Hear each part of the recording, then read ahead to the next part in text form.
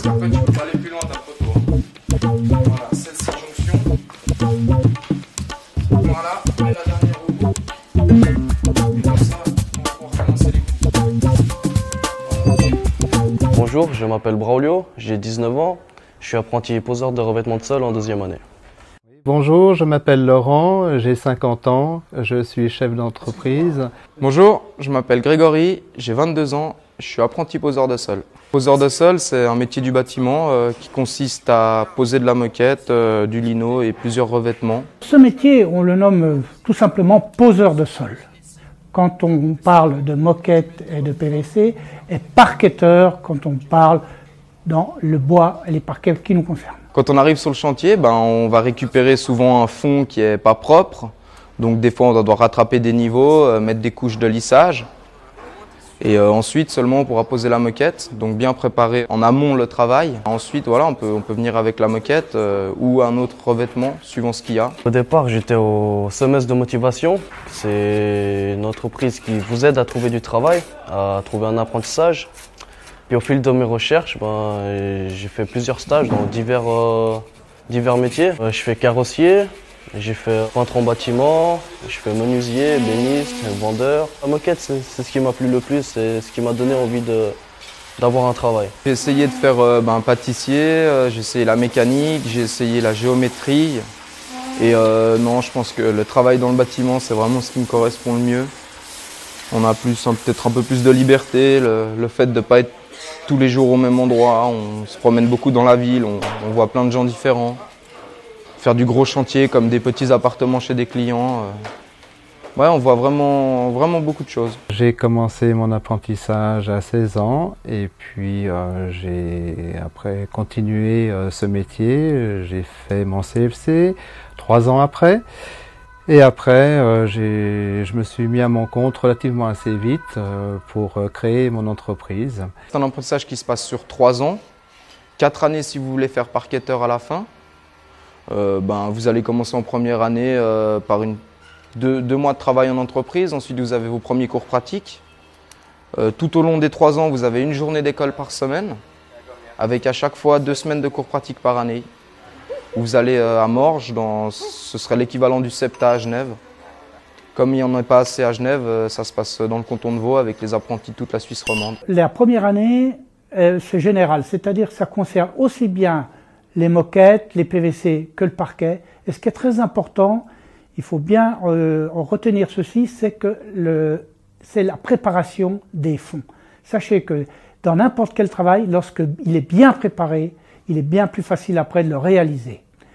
Et au bout de 2 ans qu'il a fait tout ce qu'il a appris, toutes ces techniques de base, il passe au choix, soit il continue dans les revêtements de sol, moquette ou PVC, soit il se dirige vers le parquet. Les cours théoriques, d'abord on va nous apprendre la base, on va nous apprendre les matériaux, toutes les techniques différentes, les noms des outils, tout ce qui peut nous arriver sur le chantier. On va nous apprendre à calculer les surfaces, à pouvoir justement calculer la moquette qu'il faut, le pourcentage de chute, tout ce qui est en rapport avec le métier en fait, tous les calculs professionnels et autres techniques qui s'apprennent à l'oral, on va dire. Il est vrai que nous, on ne peut pas expliquer certaines techniques, de quoi est fabriqué le ciment, de quoi est fabriqué ceci ou cela, puisqu'il y a tellement de produits et tout, et qu'on travaille on travaille par expérience, donc on ne connaît pas spécialement le fond de chaque chose. C'est pour ça que les cours sont très importants. On peut créer aussi, on a des fois une certaine liberté à créer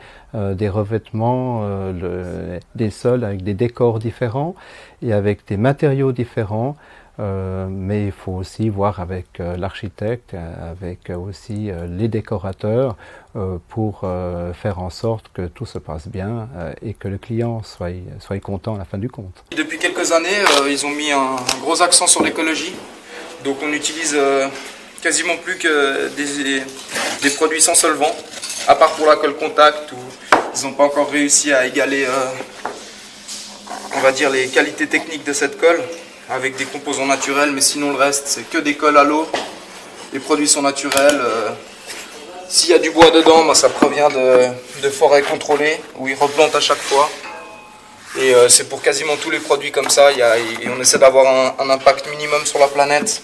Je pense que c'est un métier qui a toujours de l'avenir. On a des nouveaux matériaux qui sont toujours intéressants à voir, à connaître et à poser. Dans le bâtiment en général, il y a des possibilités de travail, il y a des possibilités de s'améliorer. Il y a des cours en dehors du soir, il y a des usines qui mettent à disposition des séances, des journées pour apprendre les nouveaux produits et tout. Celui qui veut s'y intéresser, celui qui veut progresser, il a tous les moyens à sa disposition. Actuellement, on est en train de réaliser les sols de la TSR.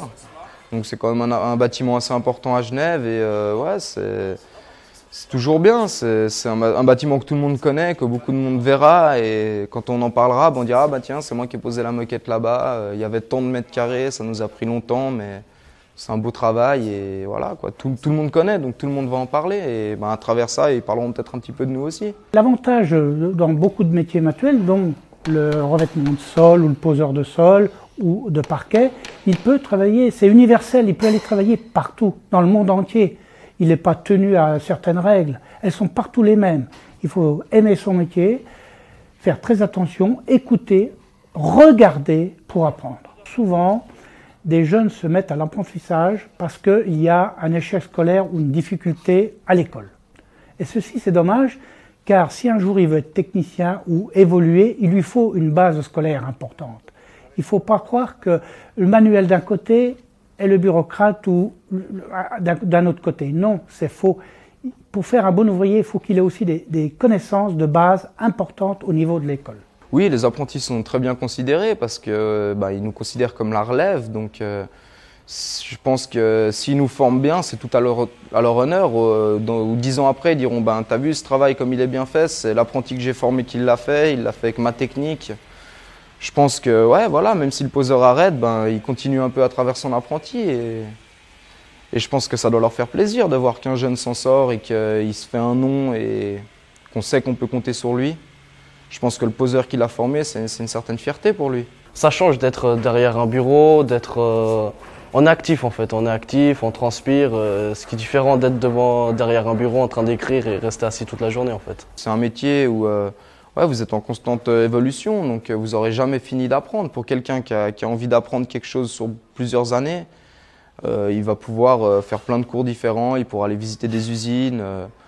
Puis ouais, si quelqu'un aime avoir un peu de responsabilité, il faut quand même avoir un petit peu de physique, mais ça fait du bien de se dépenser. Et ouais, je pense que pour quelqu'un qui a envie quand même de se dépenser un peu et qui a envie de voir quelque chose qu'il a fait de ses mains, c'est quand même bien à la fin. Quand on se retourne et on voit la pièce qu'on a fait, on se dit ah c'est moi qui l'ai fait et c'est peut-être pas donné à tout le monde.